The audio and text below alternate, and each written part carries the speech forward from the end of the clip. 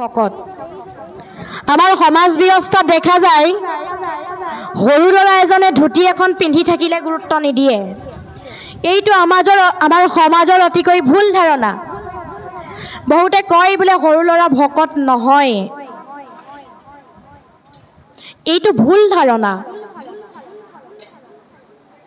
সকলো ভকত ঈশ্বৰৰ গুণনাম যিসকলে ল'ব পাৰে সেইসকল সকলো ভকত। কিছুমানে কয় যে এইটো পঢ়াৰ বয়স, নাম পাঠ শুনাৰ বয়স নহয়। সন্তানক বাধা নিদিব, কাৰণ নাহিকে উত্তম গতি ভকতিত পৰে। জীৱনৰ সকলো কৰ্মত আগুৱাই যাবলৈ হ'লে ভকতিৰ বীজ আমাক লাগিবই। স্বয়ং কৃষ্ণদেৱে সখা উদ্ধৱৰ আগত কৈ থৈ গৈছিল যে হে উদ্ধৱ, তুমি মোৰ লগত একেলগে বৈকুণ্ঠলৈ যাব নালাগে। তুমি এই পৃথিৱীতেই থাকি মোৰ গুঞ্জসমূহ প্ৰচাৰ কৰা। তুমি আমি দুয়ো গ'লে মিলিব অনৰ্থ, লুপ্ত হৈবে জ্ঞান ইটো ভকতিৰ পথ। অধমে পিৰিবে যাইবে লোক অধোগতি, ভকতিক ৰাখি তুমি থাকিও সম্প্ৰতি। যে হে উদ্ধৱ, তুমি এই পৃথিৱীত থাকা আৰু মোৰ গুঞ্জক প্ৰচাৰ কৰা, কাৰণ মোৰ গুণনামেৰেহে জীৱই তৰণৰ পথ বিচাৰি পাব। আৰু মই তোমাক দৃঢ়তাৰে কৈছো, তুমি শুনা, নাহিকে উত্তম গতি ভকতিত পৰে। নিশ্চয় কহু ভকতিহে মোকো বৈশ্য কৰে। জীৱনৰ গতিপথত আগুৱাবলৈ হ'লে কৃষ্ণ ভকতিৰ উন্নতিৰ জখলাত যিজন উঠিব, যিজন বৃদ্ধ বনিতাই হওক বা ডেকাই হওক বা বুঢ়াই হওক, যিজনে ভকতিৰ জখলাত উঠিব,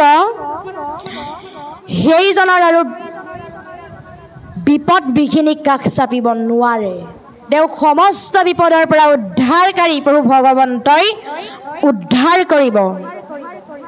এতিয়া আমাৰ সমস্তজনৰ জীৱনৰ এটা নিৰ্দিষ্ট দিশ আছে। সেই দিশৰ লগত জীৱনৰ গতিপথ যোগ কৰি থোৱা থাকে। যদি জীৱনৰ গতিপথ যোগ কৰি দিয়া হয়, তেতিয়াহ'লে সন্তান হৈ পৰিব উজ্জ্বল নক্ষত্ৰ। আৰু যদিহে বিয়োগ কৰি দিয়া হয়, তেতিয়াহ'লে মাক দেউতাকৰ ডাঙৰ চিন্তা হ'ল, সন্তানে কি দেখুৱাই ঠিক নাই। পৰম পুৰুষ প্ৰভু ভগৱন্তৰ শ্ৰীমুখৰ পৰা ওলোৱা এই দৃঢ়বাণী, মহাপুৰুষ শ্ৰীমন্ত শংকৰদেৱ গুৰুজনাৰ দ্বাৰা প্ৰচাৰিত এক শৰণ হৰিনাম ধৰ্মৰ মূল ভেটি। এয়া বেদৰ সাৰ তত্ত্ব। শ্ৰীমদ ভাগৱতৰ ৬ষ্ঠ খণ্ডত বৰ্ণনা কৰা আছে, ভকতিত পৰে ধৰ্ম নাহি সংসাৰত,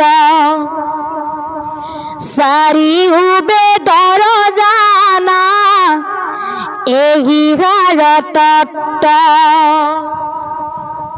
প্ৰজাপতি ব্ৰহ্মাই ৪খন বেদ, ঋক, যজু, অথৰ্ব আৰু সাম ৩বাৰ পঢ়ি পাই গ'ল যে হৰি কীৰ্তন এক্ষেত্ৰৰে দুৰ্ঘোৰ সংসাৰ। এই সত্যবাণী তেওঁ প্ৰচাৰ কৰি দিলে। এতিয়া কথা হ'ল, মহাপুৰুষ গুৰুজনাই প্ৰচাৰ কৰা ভকতি বা ভক্তিনো কি? আমাৰ মাধৱ পুৰুষে একে শাৰীতেই কৈ দিলে, হৰি নামে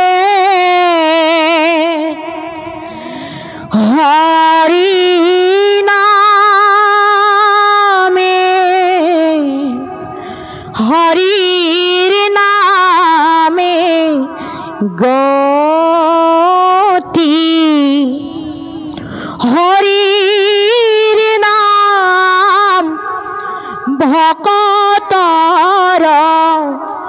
কেৱল প্ৰতি ভকতৰ ডাঙৰ সম্পত্তিটো হ'ল হৰিনাম, যি নাম একান্ত ভকতে লয়। আমাৰ গুৰুজনাই আমাক দহাই দহাই কৈ গ'ল, উবা নৰলোক হৰি ভজিউক। জগতৰ সকলো লোককে আহ্বান জনাইছে, পৰম পুৰুষ প্ৰভু ভগৱন্ত যে দেৱতাসকলৰ ভিতৰত শ্ৰেষ্ঠ দেৱ নাহি নাহি আৰু। গীতাত অৰ্জুনে এনেদৰে কৈছে, পৰং ব্ৰহ্ম পৰং ধাম পবিত্ৰং পৰমং ভ্ৰমান পুৰুষং সসদং দিব্যমাদি দেৱমজং ভৱান। তাৰ মানে তুমি পৰম ব্ৰহ্ম, পৰম ধাম, পৰম পবিত্ৰ। তুমি এই স্বাসত দিব্য পুৰুষ দেৱতাৰ আদিদেৱ জন্মৰহিত পৰম বিশাল আদি পুৰুষ। সেইজনা কৃষ্ণ কিন্তু একান্ত ভকতিতহে তুষ্ট হয়। কাৰণ তপ জপ যজ্ঞ দান হোমে বিড়ম্বন কেৱল ভক্তিত তুষ্ট সন্ত নাৰায়ণ। যিজন কৃষ্ণ, যিজন নাৰায়ণ কেৱল মাত্ৰ ভক্তিত তুষ্ট হয়, সেইজনা দেৱযদুপতিক ভজনা কৰিবৰ বাবে ভক্তি ৰত্নাৱলী শাস্ত্ৰভাগীৰ 495 আৰু 496 পাতত সুন্দৰ উপায় দিয়া আছে। পৰম শ্ৰদ্ধায়ে নিতে হৰি গুণ যত শ্ৰৱণ কীৰ্তন সুখে কৰয় সতত আতি অল্প কালে আখি প্ৰভু নাৰায়ণ হিয়াত প্ৰবেশ তাৰ প্ৰকাশ সুৱন্ত।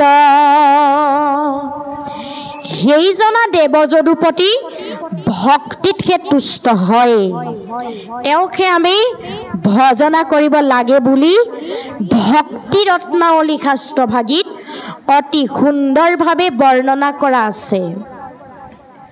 উদ্ধৱে প্ৰভু ভগৱন্তক সুধিছিল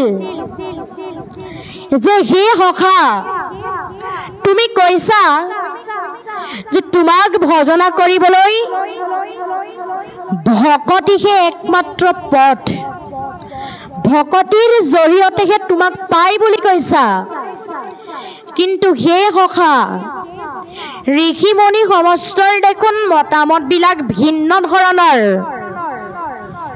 কিয় তুমি মোক আজি তাৰ বিষয়ে বুজাই ক'ব লাগিব।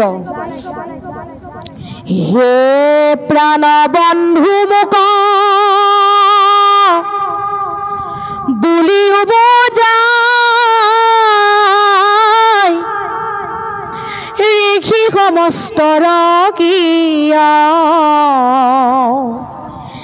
একমতি নাই। কেহু বোলে বেদে কৈ জ্ঞানতে গতি তোমাৰ সন্মত পথ কেৱল ভকতি।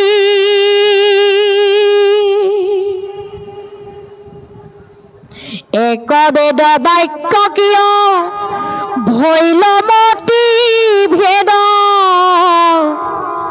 কিংকৰৰ কেশৱ সংশয় কৰা ছেদ। যে হে প্ৰভু দয়াময়, তুমি মোৰ সংশয় ছেদ কৰিব লাগিব।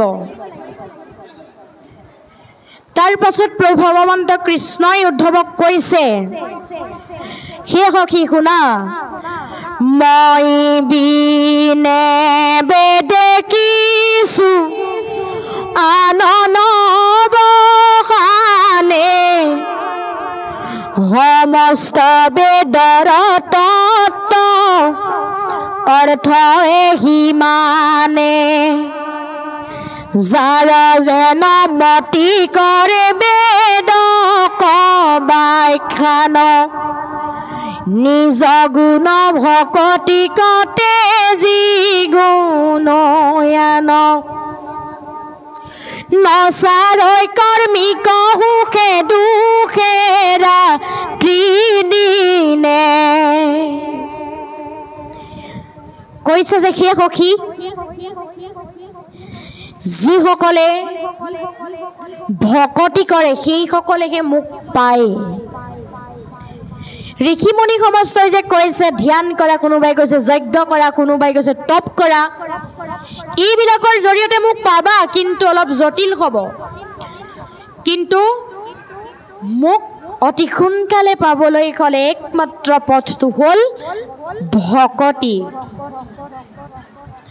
ধৰ্মশাস্ত্ৰবিলাকে ঈশ্বৰক পাবলৈ ভকতি কৰিবলৈ আমাক সুন্দৰভাৱে উপদেশ প্ৰদান কৰিছে ধৰ্মশাস্ত্ৰবিলাকে কেৱল মাত্ৰ ঈশ্বৰৰ গুণকে প্ৰকাশ কৰে বেলেগৰ গুণ ধৰ্মশাস্ত্ৰবিলাকে কেতিয়াও বৰ্ণনা নকৰে প্ৰকাশ নকৰে এতিয়া সেইজনা প্ৰভু ভগৱন্তৰ নাম ল'বলৈ সমস্ত জনৰ অধিকাৰ আছে কাৰণ পৰম নিৰ্মল হৰি নাম কীৰ্তনত সমস্ত প্ৰাণীৰে অধিকাৰ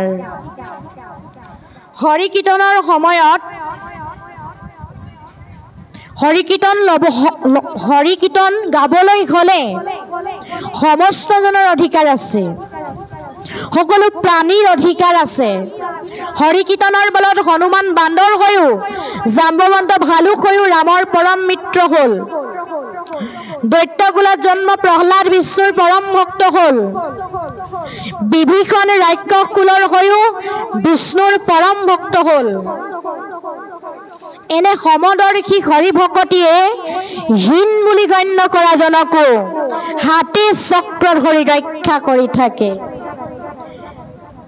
কীৰ্তনত লিখিছে যিটো চণ্ডালে কায় বাক্য মনে সদায় সুমৰে হৰি আছে ব্ৰাহ্মৱত যিটো ব্ৰাহ্মণৰ হিউ শ্ৰেষ্ঠ কৰি সেইবাবে ইন্দ্ৰক উপাসনা কৰা সুশীল ব্ৰাহ্মণৰ সৈতে আলাপ কৰি ভকত চণ্ডালিনীয়ে পৰম অধৰ্ম দ্বিজ ইহাৰ আলাপে ভৰিলো অপবিত্ৰ বুলি গংগা স্নানেৰে দেহ শুদ্ধি কৰি আত্মা শুদ্ধিৰ বাবে ঈশ্বৰৰ চৰণত প্ৰাৰ্থনা জনাইছিল তাকে দেৱৰ্ষি নাৰদে নিজকেই ধন্য মানিছে কি বুলি ধন্য মানিছে ধন্য ধন্য চণ্ডালিনী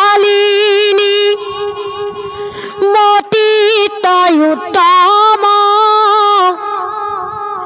নেদেখিলো পৰম ভকত তোৰ হম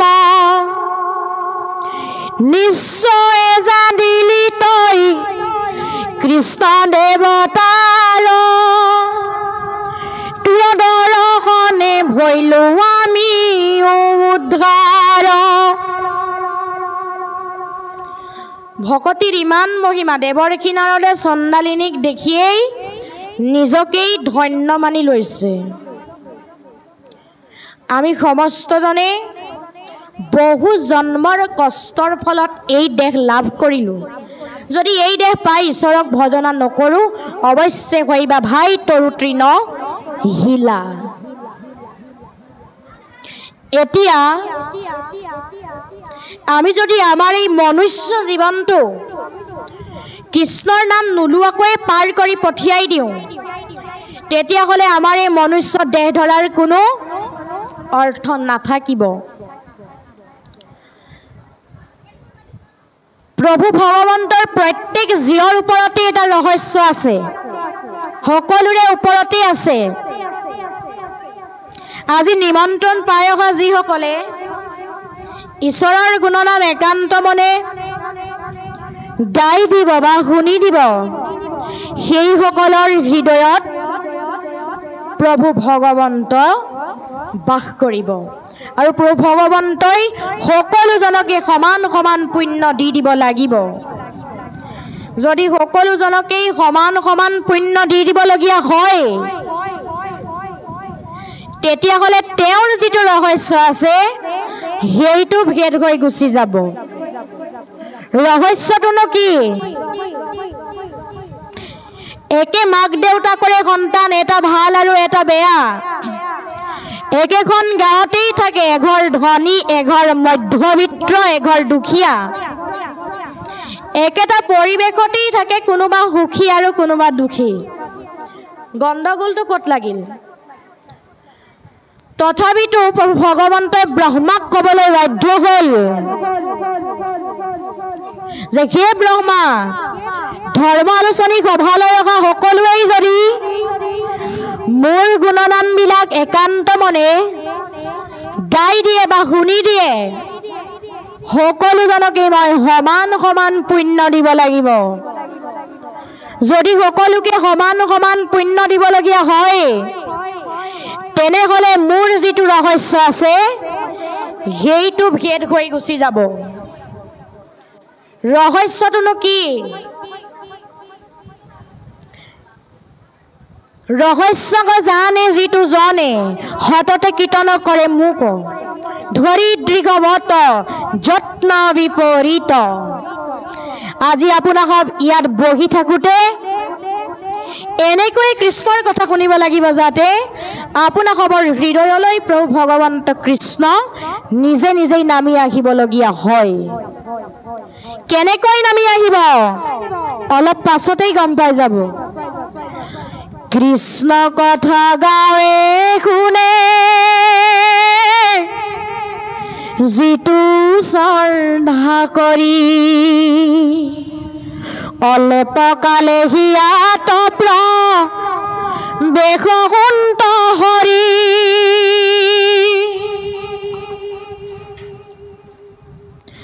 সেইজনা প্ৰভু ভগৱন্ত আমাৰ হৃদয়লৈ নামি আহিব, কিন্তু আমি একান্ত মনেৰে তেওঁৰ গুণনামসমূহ শ্ৰৱণ কীৰ্তন কৰিব লাগিব। এতিয়া আমাৰ মাক দেউতাকে কোন ল'ৰা ছোৱালীক ভাল পায়? যি ল'ৰা ছোৱালীয়ে মাক দেউতাকৰ শাক বচন নুশুনে, শ্ৰদ্ধা ভক্তি নকৰে, মৰম স্নেহ নকৰে, সেই ল'ৰা ছোৱালী দেখিবলৈ ধুনীয়া আৰু শিক্ষিত হ'লেও মাক দেউতাকে মৰম স্নেহ নকৰে। যি ল'ৰা ছোৱালীয়ে মাক দেউতাকৰ শাক বচন শুনে, শ্ৰদ্ধা ভক্তি কৰে, মৰম স্নেহ কৰে, সেই ল'ৰা ছোৱালী দেখিবলৈও বেয়া আৰু অশিক্ষিত হ'লেও মাক দেউতাকে মৰম স্নেহ কৰে। আমি কাৰ ল'ৰা ছোৱালী? যিজনৰ অতি পীড়িত এক কৃষ্ণদেৱ,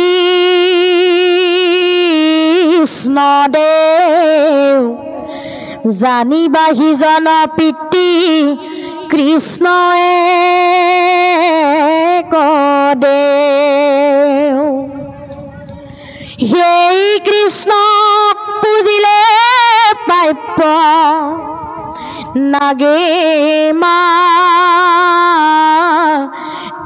নাম, তেবে নৰে লভে ধৰ্ম অৰ্থ মুখ্য কাম।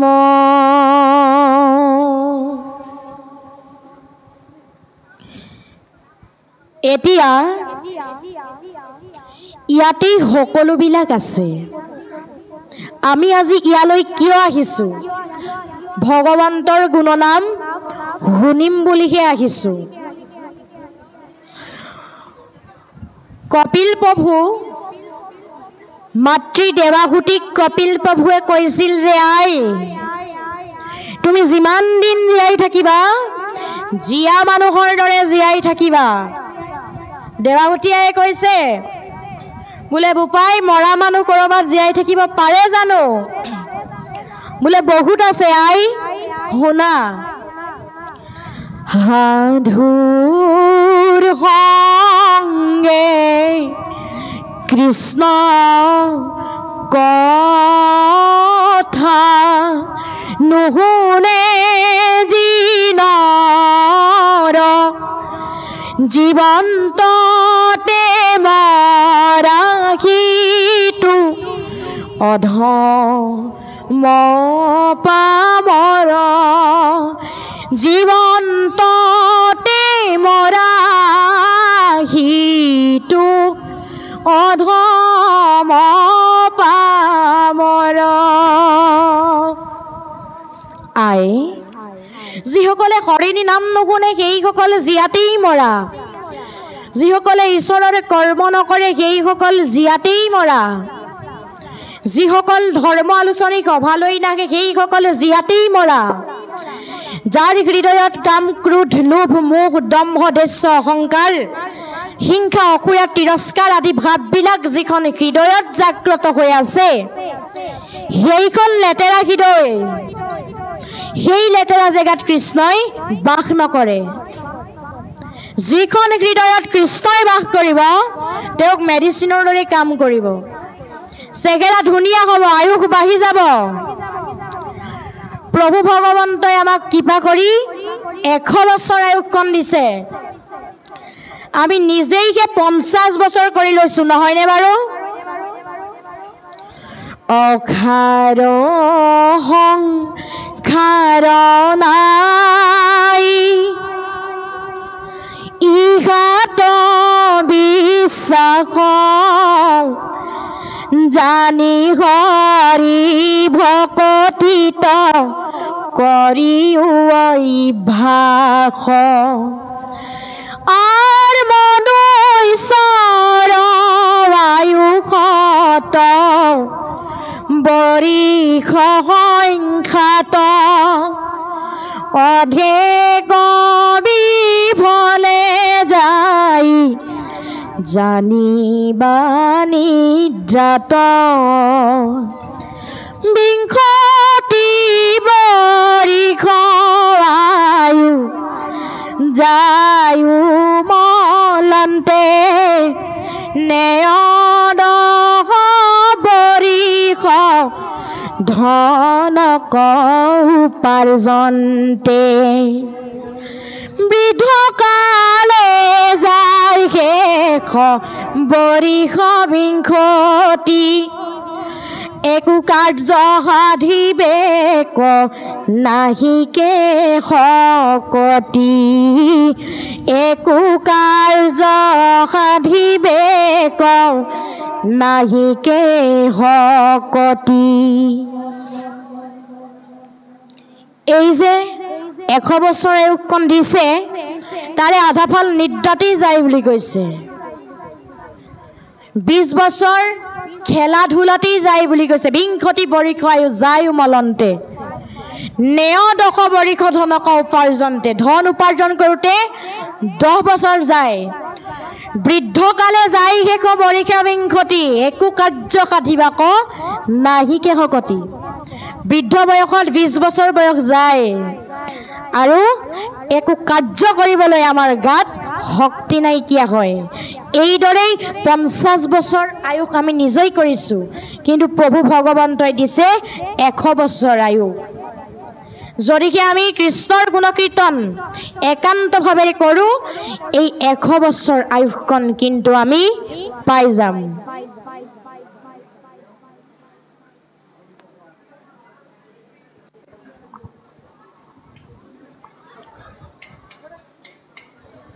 এতিয়া প্ৰভু ভগৱন্তই আমাৰ সমস্তজনক কৃপা কৰি আমাৰ দেহৰ লগত 14 জন সাক্ষী আৰু 2 জন কেৰেণী দি দিলে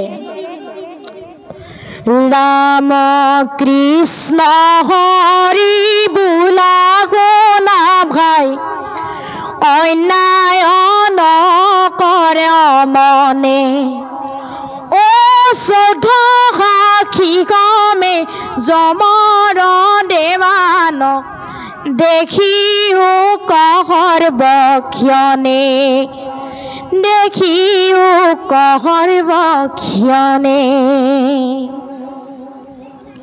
এই 14 জন সাক্ষী দি দিছে আমাক দেহটো পৰিচালনা কৰিবৰ বাবে তাৰ পাছত আমাৰ গুৰুজনাই কিন্তু ফাইনেল ৰিজাল্ট দিছে তোমাক মই ভাণ্ডু তুমি মোক ভাণ্ডা সত্যয় সাক্ষীক ভাণ্ডিবে কোনো উপায় 14জন সাক্ষী কত কত আছে চকুত থৈছে সূৰ্য দেৱতাক কাণত থৈছে জগদীশ পালক নাকত থৈছে অশ্বিনী কুমাৰক মুখত থৈছে অগ্নি দেৱতাক জিভাত থৈছে বৰুণ দেৱতাক ছালত থৈছে বায়ু দেৱতাক হাতত থৈছে ইন্দ্ৰ দেৱতাক ভৰিত থৈছে বিষ্ণু দেৱতাক গুইঘত থৈছে মিত্ৰ দেৱতাক লিংগত থৈছে প্ৰজাপতিক বুদ্ধিত থৈছে ব্ৰহ্মাক চিত্ৰত থৈছে বাসুদেৱক মনত থৈছে চন্দ্ৰক আৰু অহংকাৰত থৈছে ৰুদ্ৰ দেৱতাক এই 14জন সাক্ষী আমাক দি দিছে আমাৰ দেহটো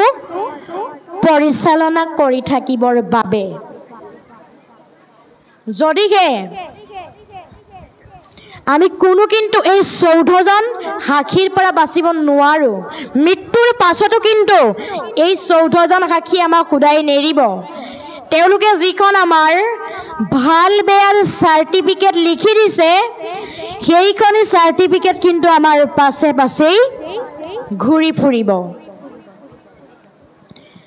এতিয়া গুৰুজনাই কৈছে যে শৰণ ল'ব লাগে ঈশ্বৰত ভজন ল'ব লাগে ভগৱন্তত ভকতি কৰিব লাগে ভকতত কিন্তু আজিকালি তাৰ বিপৰীতটো হৈছে কি হৈছে ঘৰত হৰণ ভাজ্যাত ভজন পুত্ৰত কৰে ভকতি হয় নাই বাৰু গৃহ শৰীৰত হৈব শকতি যাইবে হিতু অধুগতি তথাপিতো তাৰ সংগ নলৈবা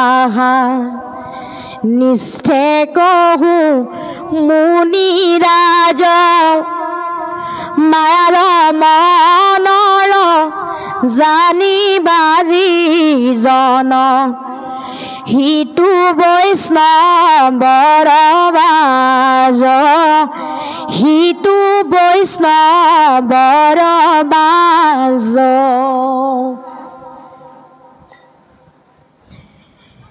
যেতিয়া পুহমহীয়া ঠাণ্ডাত বাপজন ভাগৱত পাঠৰ পৰা আহি ঘৰত সোমাই আইগৰাকীক কৈছে বোলে উঠাচোন আইগৰাকী দৰ্জাখন খুলিয়ে সুধিলে বোলে তাত কি খোৱালে লগে লগে বাপজনাই লগত অনা পুণ্যকণ সেই ঠাইতে সমাপ্ত হ'ল আইগৰাকীয়ে যদি সুধিলেহেঁতেন আজি তাত ভাগৱতৰ কোন স্কন্ধৰ কোন অধ্যায়ৰ ওপৰত আলোচনা হ'ল বাৰু এই বিষয়ে সোধাহেঁতেন দুয়োজনৰে কিন্তু সমান সমান পুণ্য হ'লহেঁতেন কিন্তু সুধিলে কি তাত কি খোৱালে আমাৰ আই সমস্তই সোধে নেকি বাৰু নুসুধিব বাপজনাই লগত অনা পুণ্যকণো সেই দুৱাৰৰ মুখতেই শেষ হৈ যাব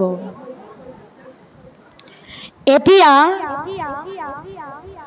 আপোনাকবে আজি ইয়াত শুনা কথাবিলাক ঘৰত গৈ ক'ব লাগিব তেতিয়াহে কামত দিব যদি এই কানে সোমোৱাই সেই কানেৰে উলিয়াই দিছে একো ফল নধৰে কাৰণ যি বা পঢ়ে যি বা শুনে শুনাওৱে আনক তৎকালে যায় সি বিষ্ণুৰ থানত তৎকালে যায় সি বিষ্ণুৰ থানত আমি সমস্তজন এদিন নহয় এদিন যাবই লাগিব কোনদিনা যাম কালহৰ পেজুম্পিয়া আছে পৃষ্ঠ ভাগে সে গসাই কোনো দিনা খুটিবে লাগে কাল নামৰ সাপটো আমাৰ পিঠিৰ ফালে ৰৈ চাই আছে যিদিনাই সময় হ'ব বাৰুকৈ খুট মাৰিব সেইদিনা যদি আপোনাৰ কোনোবা পুত্ৰ ভাৰ্যা ল'ৰা ছোৱালী আছে যত দেখা ভাৰ্যা পুত্ৰ হবে অকাৰণ চাই মাত্ৰ থাকে কালে ধৰে তীক্ষ্ণ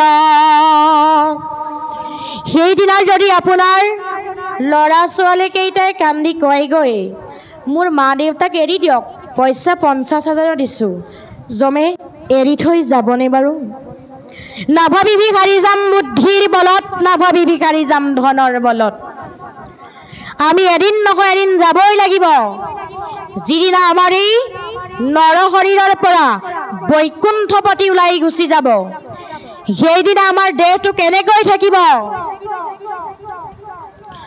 কষ্ট যে নাথাকিবে ক মাটিত পৰিয়া হে নহৰি ৰকমূৰ বুলিবে লাগিয়া সেইদিনা আমাৰ দেহটো কাঠ পৰাদি পৰি থাকিব কিন্তু এই 14জন সাক্ষীয়ে লিখা আমাৰ যিখন ভাল বেয়াৰ চাৰ্টিফিকেট এইখন কিন্তু আমাৰ পাছে পাছেই ঘূৰি ফুৰিব গতিকে এই 14জন সাক্ষীৰ পৰা সাৱধান হৈ থকাটো আমাৰ বাবে ভাল